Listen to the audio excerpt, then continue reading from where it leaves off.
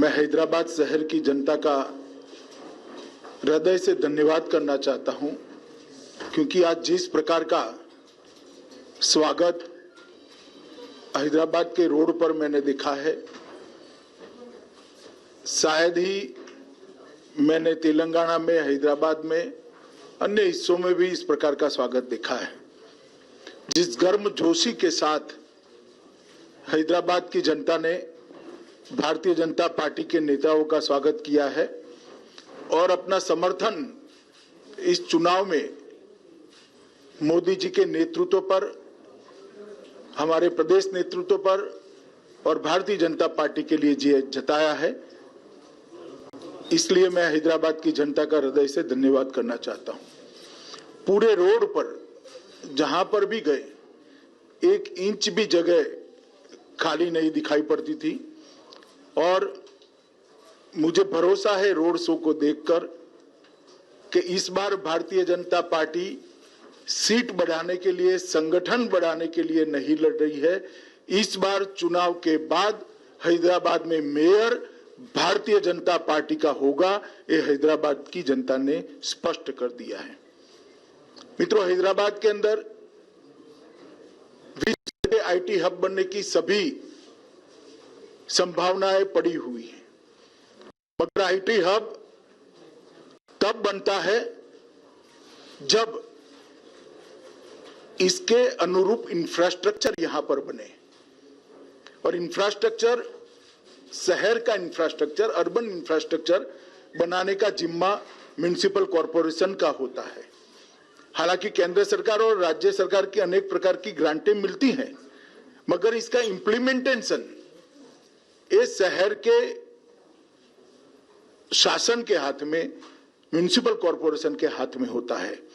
और मुझे कहने में कोई संकोच नहीं है कि जिस प्रकार का कॉरपोरेशन यहां टीआरएस और मजलिस के नेतृत्व में चला है, वो हैदराबाद को आईटी हब बनने के लिए, विश्व का आईटी हब बनने के सबसे बड़ा रोड़ा है। अभी ही बारिश में पानी भर गया, लगभग 7 लाख लोगों के घर में परेशान हो गए, पानी भर गया। 6 साल से स्टॉर्म वाटर की एक भी लाइन, इसका सिल्टिंग नहीं हटाया गया, नालों का सिल्टिंग नहीं हटाया गया। पानी नहीं भरेगा तो क्या होगा? मजलिस साथीदार है, मजलिस के इशारों पर अवैध कंस्ट्रक्शन चलते हैं, एपीसमेंट होता है। इसके कारण पानी की निकासी के मार्ग के अंदर अवैध कंस्ट्रक्शन जो हुए हैं, उसने भी पानी भरने में, जमाव होने में बहुत बड़ी भूमिका निभाई है। मैं हैदराबाद की जनता को विश्वास दिलाना चाहता हूं कि एक बार आप भारतीय जनता पार्टी को यहां मौका दीजिए। हम सारे इलीगल कंस्ट्रक्शन जो पानी की निकास के मार्ग में है, उसको हटाकर कभी भी हैदराबाद के अंदर पानी भरे ऐसी स्थिति नहीं लाने देंगे। मैं आज ये प्रेस वार्ता में ये भी पूछना चाहता हूं कि जब पानी भर गया तब श्रीमान केसीआर कहां थे? उनके निवास के सामने की कॉलोनियों में भी पानी भरा। हम भी मीडिया को ध्यान से देखते हैं, कहीं पर भी मुख्यमंत्री ने ना कोई दौरा किया, ना कॉरपोरेशन की बैठक की, ना विधायकों के साथ घूमते दिखे, ना स्थानीय सांसदों के साथ घूमते दिखे। जब हैदराबाद की जनता इतनी बड़ी मुसीबत में थी, तब मुख्यमंत्री कहां थे? ओवैसी कहां थे? हैदराबाद की जनता के मन में ये बहुत बड़ा सवाल है, जिसका जवाब उनको देना पड़ेगा। मित्रों, हम वादा करते हैं कि गुड गवर्नेंस को हम हैदराबाद के अंदर जमीन पर उतारेंगे और हैदराबाद को विश्व का आईटी हब बनाने की दिशा में सभी अनुरूप कदम उठाए जाएंगे। और ये भारतीय जनता पार्टी का वादा है। मोदी जी जो कहते हैं वो करते हैं, हम जो कहते हैं वो होता है। चाहे 2014 का हमारा घोषणा पत्र हो या 2019 का घोषणा पत्र हो, हमने सारे वादों पर अमल किया है। मैं हैदराबाद की जनता को 5 साल पहले एक घोषणा पत्र टीआरएस ने भी दिया था, जिसको प्रचिन्ह आशीर्वाद मजलिस के भी थे। मैं कुछ सवाल यहां पर छोड़कर जाना चाहता हूं। कल वोटिंग है, मेरी आशा है शाम को केसीआर जी इसके जवाब दे। एक तो आपने 100 दिन की योजना का वादा किया था, इसका हिसाब किताब हैदराबाद की जनता मांगती है। क्या हुआ? 100 दिन छोड़िए साहब, 5 साल पूरे हो गए। उसमें से कुछ भी करा हो तो हैदराबाद की जनता के सामने रखिए। एक सिटीजन चार्टर आप देने वाले थे, उसका क्या हुआ? सिटीजन चार्टर छोड़िए, इसका पहला पृष्ठ भी तैयार नहीं हुआ है अभी। और रोजमर्रा के काम के लिए, गटर की सफाई के लिए, रोड की सफाई के लिए, रोड की स्ट्रीट लाइट के लिए हैदराबाद की जनता धक्के खा रही है। 32,000 से ज्यादा नल कलेक्शन गरीब बस्तियों में देने थे। हमने हिसाब किताब लगाया, हमारे कार्यकर्ताओं ने 20% से ज्यादा आप नहीं दे पाए हो। कब दोगे? वादा तो 5 साल का था। गरीबों के लिए 1 लाख घर बनाने थे, 1100 से ज्यादा नहीं बना पाए, जबकि मोदी जी ने 1,35,000 गरीबों के घर के लिए तेलंगाना को पैसा मुहैया करा है, मगर आप इंप्लीमेंट नहीं कर पाते हो। आपके फार्म हाउस से बाहर निकलकर सचिवालय में आओगे तभी तो शायद कभी इंप्लीमेंटेशन होगा। भूसी नदी के साथ साथ 42 किलोमीटर का 6 लेन रोड बनाना था। मेरा सभी मीडिया वालों को निवेदन है कि आपकी वैन जरा भूसी नदी के किनारे किनारे घुमाकर वो 6 लेन का रोड हैदराबाद की जनता को एक बार दिखा दीजिए जरा। हैदराबाद की जनता श्रीमान आपसे पूछती है कि वादों का क्या हुआ। 15 डंप यार्ड बनाने थे, एक डंप यार्ड का बोर्ड भी तो दिखा दीजिए। कहां गए वो 15 डंप यार्ड? 4 प्रेक्षागृह रविंद्र भारती की तर्ज पर आप बनाने वाले थे, क्या हुआ? 10,000 करोड़ की एक योजना लेकर आए थे आप, कहां गए 10,000 करोड़? कब खर्च किया? म्युनिसिपल कॉर्पोरेशन के बजट का योग भी बना ले तो इतना नहीं होता है। एक हुसैन सागर को स्वच्छ तालाब बनाने का, एक स्वच्छ स्पॉट बनाने का, टूरिस्ट स्पॉट बनाने का वादा किया था। मैं अभी अभी हुसैन सागर के पास से आया हूं, आप हर रोज जाते हैं, मैं इसके बारे में कोई और टिप्पणी नहीं करना चाहता। गांधी और उस्मानिया हॉस्पिटल की तर्ज पर 4 नए अस्पताल बनाने थे, हमें तो दिखाई नहीं दिए।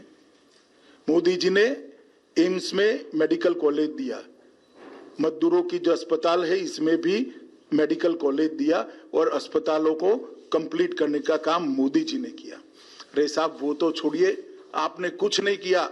मोदी जी ने एक आयुष्मान भारत योजना लाए हैं जिसमें हैदराबाद के अर्बन गरीब के लिए 5 लाख रुपए की पूरी हेल्थ का खर्चा भारत सरकार उठाने वाली है। आपने पॉलिटिकल रीजन से मोदी जी हैदराबाद में लोकप्रिय हो जाए इसलिए उसका भी इम्प्लीमेंटेशन नहीं किया और हैदराबाद के गरीब को आपने 5 लाख रुपए के स्वास्थ्य योजना से महरूम रखा है। आज हैदराबाद में कोई भी गरीब बीमार पड़ता है तो उसको 5 लाख रुपए की दवाई नहीं मिलती, ऑपरेशन नहीं करा पाता, अपने बूढ़े माँ बाप का, अपने छोटे बच्चे का इलाज नहीं करा पाता। क्या बिगाड़ा है इन लोगों ने? मोदी जी की पॉपुलैरिटी तो वैसे ही केसीआर साहब होने वाली है। भारतीय जनता पार्टी की सरकार ने हैदराबाद और तेलंगाना के लिए काफी कुछ किया है। हैदराबाद मेट्रो प्रकल्प 16,000 करोड़ की लागत से जिसको 30 किलोमीटर लंबा बनाया, इसका उद्घाटन प्रधानमंत्री जी ने भी किया, प्रधानमंत्री जी ने ही किया। प्रतिष्ठित शैक्षणिक संस्थानों की स्वीकृति की 4 बनाए हैं। Biodiversity research centre Hyderabad, centre for innovation for defence excellence Hyderabad, ऐसे 4 बनाए हैं। 40,800 करोड़ की इंफ्रा योजनाओं की घोषणा हम पहले ही कर चुके हैं, जिसमें हैदराबाद बेंगलुरु राजमार्ग, हैदराबाद विजयवाड़ा राजमार्ग, शहरी क्षेत्र के विकास के लिए अमृत मिशन लाया। ग्रेटर हैदराबाद नगर निगम में 3.30 करोड़ मूल्य के 2 पार्क विकसित किए गए। जीएचएमसी की लिए क्रेडिट रेटिंग की पूरी करने के लिए हमने इनिशिएटिव लिया। सबसे बड़ी बात हैदराबाद शहर के गरीबों के लिए है। अभी अभी कोरोना काल के बाद Modi ji PM street vendor योजना लेकर आए। ये पीएम स्ट्रीट वेंडर योजना गरीब रेडी वालों के लिए है और मुझे कहते हुए आनंद होता है कि सबसे ज्यादा पीएम स्ट्रीट वेंडर योजना का फायदा अगर किसी एक राज्य को मिला है तो तेलंगाना को मिला है। 3 लाख लोगों को पीएम स्ट्रीट वेंडर योजना के तहत लोन देने का काम किया गया और सबसे ज्यादा किसी बड़े शहर में दिया गया है तो हैदराबाद को दिया गया है। 30,000 से ज्यादा पीएम स्ट्रीट वेंडर के लोन दिए गए। लगभग और 72 किलोमीटर लंबी रेल परियोजना मेट्रो की लागू हो रही है। इसके अलावे हैदराबाद के लिए पहले पासपोर्ट की बहुत बड़ी दिक्कत थी, अब पूरी व्यवस्था को प्रोफेशनलाइज कर दिया गया है और सारा काम टेक्नोलॉजी बेस कर एक अद्यतन पासपोर्ट ऑफिस यहां पर बनाने का काम किया है। और इसके साथ साथ हैदराबाद के अंदर ये आईटी का बड़ा हब है। देश भर के युवाओं के लिए मोदी जी ने ढेर सारे योजनाएं और ढेर सारे प्लेटफॉर्म उपलब्ध कराए हैं। इसका परिणाम है कि दुनिया भर में आर्थिक संकट है मगर एफडीआई इनफ्लो सबसे ज्यादा भारत में है। एफआईआई इनफ्लो भी नवंबर में रिकॉर्ड जगह पे पहुंचा है। आईटी सेक्टर का इन्वेस्टमेंट जो हो रहा है इसका सबसे बड़ा फायदा हैदराबाद को हो रहा है। हमने देखा है कि हैदराबाद में भारत की योजना और प्रधानमंत्री जी के सबसे संपर्क से कई बड़ी बड़ी कंपनियां आकर्षित होकर यहां पर अपना इन्वेस्टमेंट किया है और मेक इन इंडिया की चमक भी हैदराबाद के अंदर बढ़ी है। मोदी जी ने एक बहुत बड़ा रिफॉर्म किया है।